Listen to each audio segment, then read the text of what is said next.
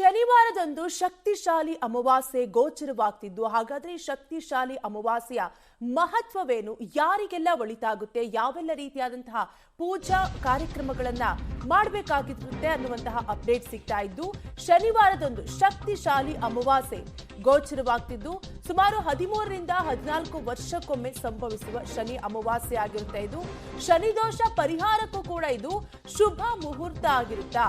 ಜ್ಯೇಷ್ಠ ಶುದ್ಧ ಮಾಸದಲ್ಲಿ ಶನಿವಾರವೇ ಈ ಅಮಾವಾಸ್ಯೆ ಬಂದಿದೆ. ಶನಿ ಜಯಂತಿಯ ಅಪರೂಪದ ದಿನದಂದೇ ಅಮಾವಾಸ್ಯೆ ಬಂದಿರೋದ್ರಿಂದ ಶನೇಶ್ವರ ಜಯಂತಿ ಅಮಾವಾಸ್ಯೆಯ ಮನೆಯಲ್ಲಿ ಇರುವಂತಹ ಸಮಸ್ಯೆಗಳು ದೂರವಾಗುತ್ತೆ ಅಂತ ಕೂಡ ಕೆಲವರು ಹೇಳ್ತಾರೆ. ಒಟ್ಟಾರೆಯಾಗಿ ಸುಮಾರು 13ರಿಂದ 14 ವರ್ಷಕ್ಕೊಮ್ಮೆ ಈ ಶನಿ ಅಮಾವಾಸ್ಯೆ ಗೋಚರವಾಗುತ್ತೆ. ಶನಿದೋಷ ಪರಿಹಾರಕ್ಕೆ ಶುಭ ಮುಹೂರ್ತ ಅಂತ ಕೂಡ ಹೇಳಲಾಗುತ್ತೆ. ಶನಿಯ ದೋಷವನ್ನು ನಿವಾರಣೆ ಮಾಡಿಕೊಳ್ಳುವುದಕ್ಕಾಗಿ ಈ ಬಾರಿ ಬಂದಿರತಕ್ಕಂತಹ ಜ್ಯೇಷ್ಠ ಮಾಸದ ಅಮಾವಾಸ್ಯೆ 2026ನೇ ಇಸ್ವಿಯ ಮೇ ತಿಂಗಳ 16ನೇ ತಾರೀಕಿನಂದು ಶನಿವಾರ ಯುಕ್ತವಾಗಿ ಬಂದಿದೆ. ಅವತ್ತು ಶನೈಶ್ಚರನ ಜಯಂತಿ ಇರತಕ್ಕಂತಹದ್ದು. ಅದರಿಂದ ಇಂತಹ ಪರಮಶ್ರೇಷ್ಠವಾದ ಶಕ್ತಿಯುತವಾದ ದಿನ ದುರ್ಗಾ ಕವಚ ಕುಂಕುಮಾರ್ಚನೆ ಮಾಡ್ತಕ್ಕಂಥದ್ದು ಬಹಳ ಶ್ರೇಷ್ಠವಾದದ್ದು.